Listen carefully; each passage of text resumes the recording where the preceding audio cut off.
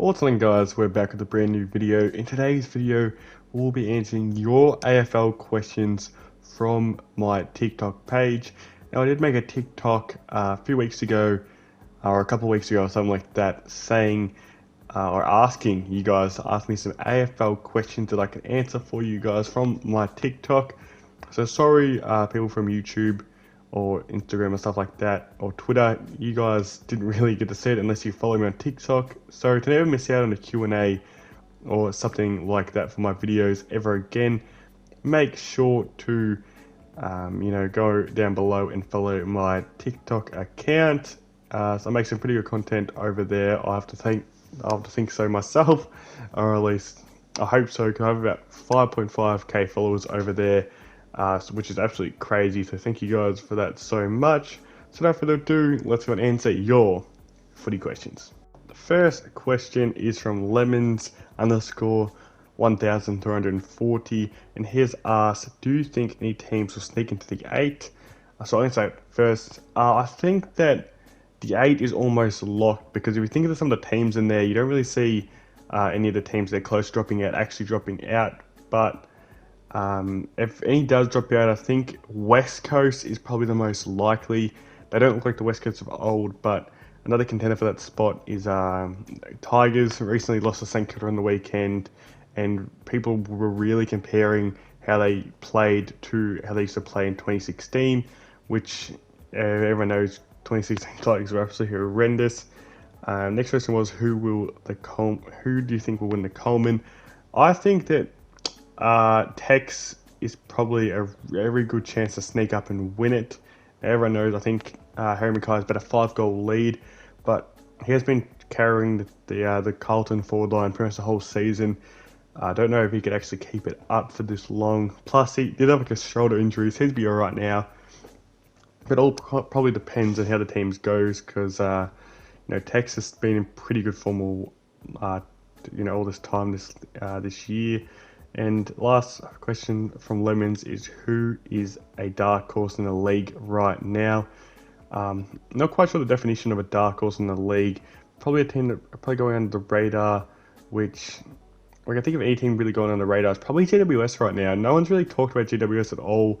I know they probably have, I think they have the least fan base in the AFL, or that's Gold Coast, but since, their fan base is pretty small, no one's really hyping them up like some other fan bases, which is probably why they're pretty underrated. They're, I think, 9th position on the ladder right now, or they're 9th or 10th, with if they win their next game and one of the teams in front of them lose, they actually go into the 8, and if they did beat Hawthorn, I know they lost to Hawthorn on the weekend, but if they did beat them, they'll currently be inside the 8 right now, so I reckon that's a pretty dark horse of a team. Next question is from Mccracken. How will Essendon finish this year? And when will they win their next premiership? Now, I reckon Essendon are probably going to finish. They're one of them teams that could actually, go into the 8th spot, because they are playing some really good football. They started the season kind of slow.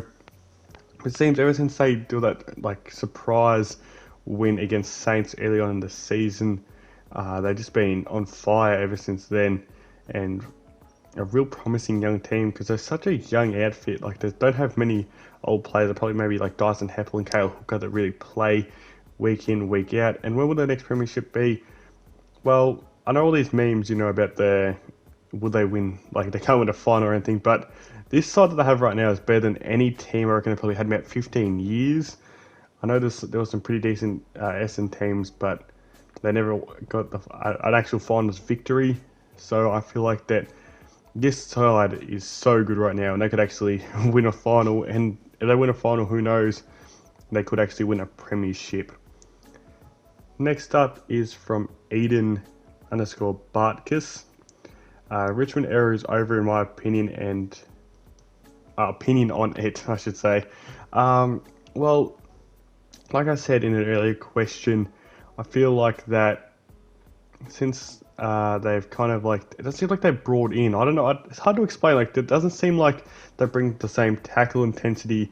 It doesn't seem like they, are brought into kind of the game plan they've been using for so long. Like on the weekend, yeah, they did They were down Tom Lynch and Toby Dean Kevis, but apart from that, they had their fully fit team out there, and I don't think them two players could really affect the way they use their game style. I feel like they had a good enough team to really probably smash St Kilda, I would have to say, the team that they had out there. So I feel like that they might make it to a semi-final, but I feel like that's probably where the era would end. But we're really sad to see the Tigers leave, even though, the Tigers have been so annoying because they smash your favourite team every week. But it's sad to see like an era end, kind of the same when the Hawks dynasty ended a few years ago. Next question is from Nathan. He said, how long until Carlton are premiership contenders? If you asked this question at the start of the year, I probably would have said probably 1 or 2 years. But now, since they've been in some really bad form, apart from there, they finally got the burden off their back by beating Adelaide on the weekend. But even that game, I know like it got hyped up by the Carlton fans, but they almost choked that game. It wasn't some missed shots from Adelaide late. They probably would have choked up like a 37-point lead and lost that match. So they got really lucky in that game, I'd have to say. But yeah, probably I looked at their list at the start of the year when they were getting hyped up for a top 8 team, and I didn't really see where their talent was coming from. Like of course I saw Mackay. I didn't know Mackay was gonna be this good this year, to be honest. But I saw Mackay, and then I saw Sam Walsh, of course, star. Not really sold on Petty Cripps anymore. I think he's been a bit overhyped lately, which I'd have to say. I saw Wiedering, I saw them 3 stars or 4 stars at the start of the year. I thought, oh yeah, and then I saw Zach Williams. I was not sold on Zach Williams. I never thought he was really a star player. I thought he was, a decent, probably average, above average halfback. So I wasn't really hyped up about that move. Adam Sard was an actual star at Essendon, was probably one of their 2 or 3 best players the season prior. So I was kind of like, yeah, that's a great pickup. But this where they are right now is not too far from what I thought. I thought they would probably finish around 10th position, but yeah, I probably think I'd probably say 2024, 2025 is where they would really start being up there in the top 4 chances. Next question is from Ado Beto. I think that's how you say it. Who will win the Rising Star? The Rising Star medal has been probably the most interesting Rising Star medal in recent years. Obviously last year it kind of got thrown out because the best player that year was probably Matt Rowell, and he ended up getting injured. But Caleb Sarong had such a consistent year, but it was probably up in the air then. But I don't actually know who could win it this year.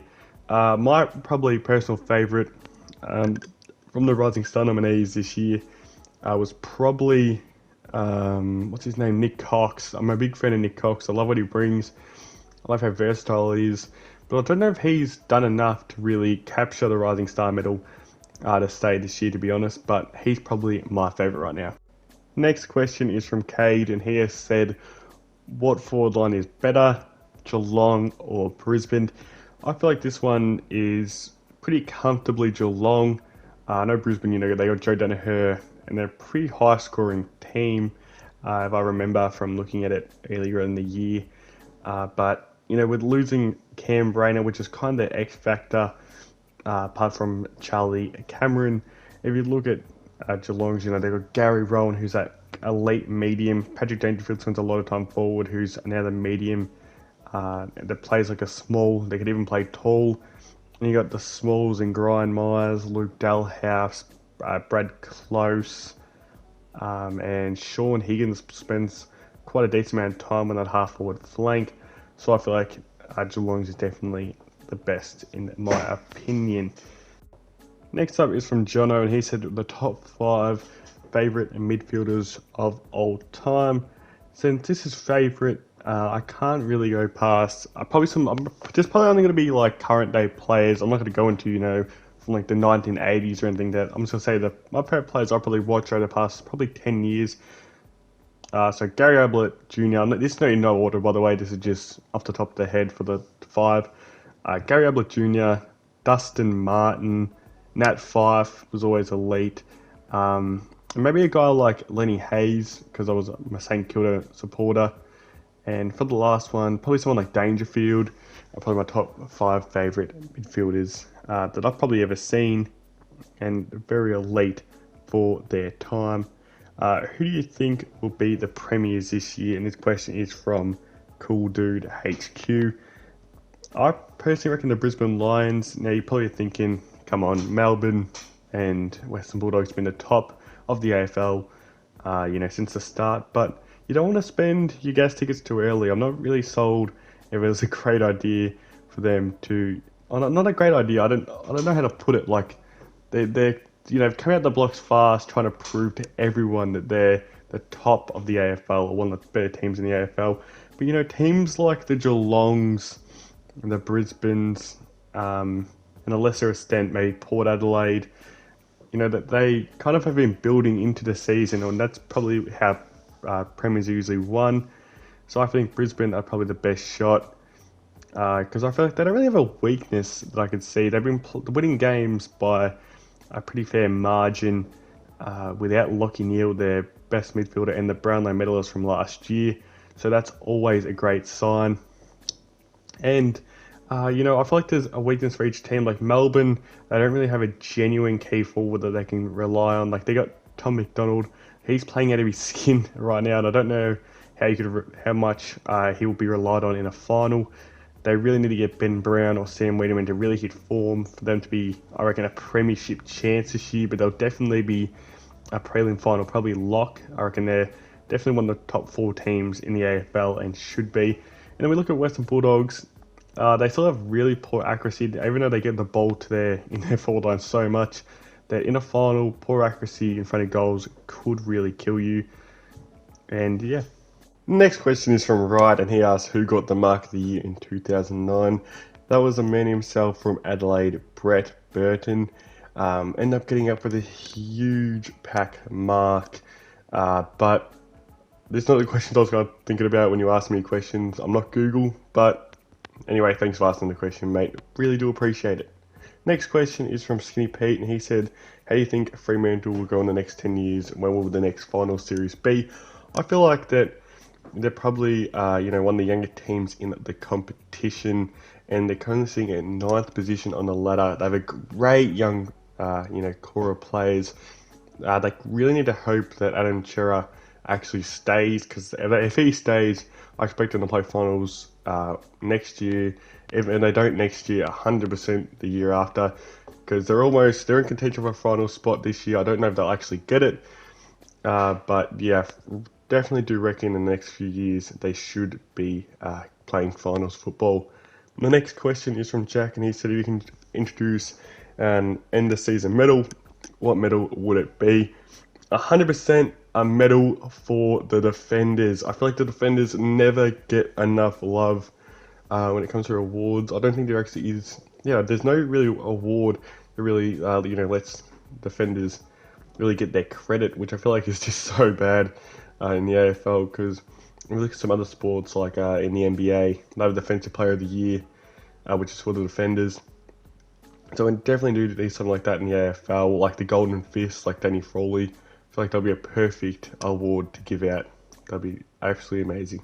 Next question is from Marlin. He said, where do you think the Bombers will finish this year and why?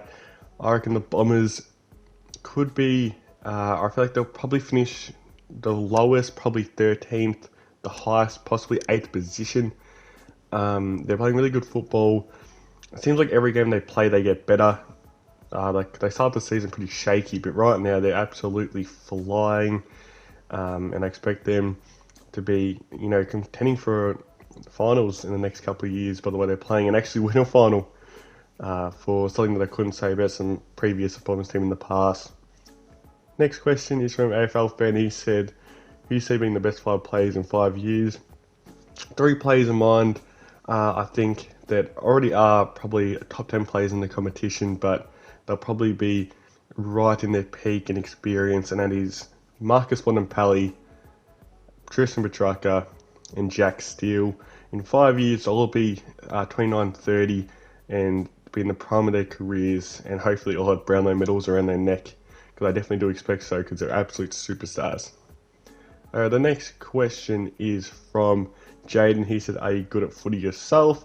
Not really. I stopped playing. I did not play thirds football I stopped playing after I played force, and I was probably an average footballer. In like juniors, I was pretty decent, I'd have to say. Probably decent at best, and that's when I played like more of a wing, more half forward type of position. Stopped playing top age force. I mean top age under 14s, and then came back for force, and I just completely lost my touch of football, and was definitely average at best, you would have to say. So yeah, that's my football experience. Next question is from Clancy. He said, "Who will win the premiership and the Brownlow medal?" I reckon that Brisbane probably have the most complete list, and don't really have that many weaknesses that they'll win the flag, and probably Marcus Bontempelli for the Brownlow medal. Next question is from Thomas. He said, "Top 5 best players this season." Christian Mccracken, the Bont, maybe Clayton Oliver, Tuke Miller's up there, probably maybe Jack Steele's up there too, and jeez, that's probably the numbers. If I want to do the best forward this year, I reckon it probably is Harry Mackay or Tex Walker. The best defender this year has to be probably Stephen May or Jakey Lever. Like the Melbourne backline is absolutely elite, so they probably hold down that part of the ground. Next question is from Peter, and he asked, "Who is your favourite player?" My favourite player in the AFL right now for St Kilda, because and then I'll name like one that's not St Kilda, but first off for St Kilda is probably hands down Jack Steele, one of the best players in the competition, so of course he's going to be my best player for St Kilda. And then my favourite player outside of St Kilda is 100% Shai Bolton. I don't know what about him, but every time I see him play, it's so exciting. Apart from the St Kilda, but luckily he played a horrendous game against us, so that's always great. Next question was from Connor. He said, it was more of a statement. He said, "Hawks winning Granny 2025, mark my words." If Hawks actually do win the Granny in 2025, come back to this video and I'll give you $100. Next one is from an AFL fan. He said, "Can I be the first person you follow?" And for the YouTube viewers that don't know about this question, I actually do not follow anyone on TikTok, which I don't really know why I haven't followed anyone yet. It's just I don't really use it to actually look at TikToks. That's just more the personal. I have a personal account where I like stuff and all that stuff and follow people and all that stuff. But who knows? I might follow you in the coming days or whatever. You'll have to wait and find out. Next one is from AFL Cricket, top 5 favourite forwards of all time. My top 5 favourite forwards, I'll probably have to say Stephen Mill, Nick Riewoldt, Eddie Betts is up there, Surioli, and the G Train. I know there's a lot of St Kilda players, but that's just what you got to get when you're asking a St Kilda fan. Next question is from Huey Sports, and he asked the top 3 defenders at the moment. I reckon it's Jake Lever, Stephen May, and probably the last one could go to Tom Stewart. Absolute guns. Next question is from Jaden. He said top 5 favourite Hawks players. I'm guessing you just want current day players or maybe all time. Well, I'll just do a mixture of both. So definitely the one right now is CJ. He's an absolute jet. Love what he brings right now. Jacob Kaczynski is another current day Hawks player I'm a really big fan of. I love how he goes about, and he's only 19 or 20 or something, and he's already the number 1 forward, and he really feels at home in that position. And then maybe like a Luke Hodge for all time. Big fan of Jared Roughhead. Love when he used to play. Loves how he goes about it. And probably Buddy Franklin to round off the list. Next up from Johnny is Crows for 2022. If Crows somehow win the flag in 2022, and they'll be much bigger than the Bulldogs flag in 2016, hands down. If I were to create an all-time forward line, I would definitely have probably some more modern day or AFL era players. I'll definitely have probably Dustin Martin as a half forward flanker. And then we have big Jason Dunstall probably start centre half forward, even though he didn't really move up the ground. If he had the firepower in his forward line, I think he can do that. When you have Wayne Carey on the other half forward flank as a more mobile guy, then maybe Gary Ablett Senior, then maybe Lee Matthews playing as the other pocket. I know this is a kind of a weird makeshift forward line, and then big Tony Lockett as a big full forward. It's a pretty matrix forward line, but you gotta love it. And the last question from Lucas.afl was the top 5 best futures in the competition. And I'm going to do this in no particular order, but I reckon top 5 futures is probably Sydney, Fremantle, Essendon, St Kilda. I'll probably put up there, even though they have it says they have a high average, but just because they've held some of these high average players, but I feel like they have a really big future ahead. And probably either Carlton or Adelaide to round off the list, but you can put either one in. But thanks for watching, guys. Make sure to drop a like on this video if you did enjoy, and make sure to go and follow all my socials down below and subscribe, because we're on the road to 1,000 subscribers.